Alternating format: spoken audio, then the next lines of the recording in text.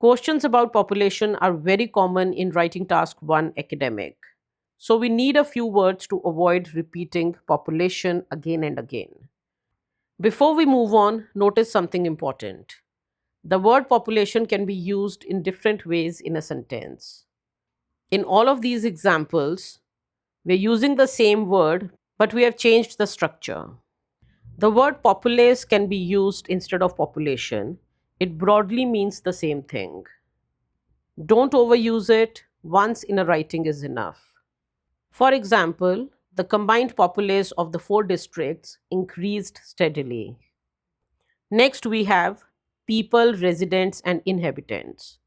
These words are used in very similar ways. These are many different sentence structures you can use for these words. You can start with phrases like more people or fewer people, or use phrases like accounted for and made up.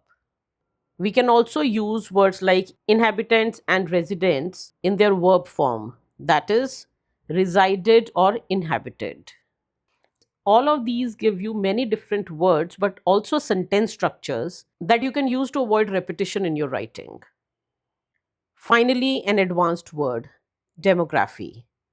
Demography doesn't refer to just population numbers. It is about how a population changes and is distributed.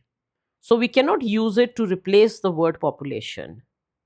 Use it when you're talking about the overall picture, not exact figures. Here are a couple of examples of how the word demography can be used when we're talking about changes in population patterns of a place.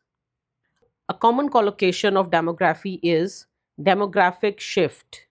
So, if there is a change in population numbers and distribution, we can say that the city experienced a demographic shift.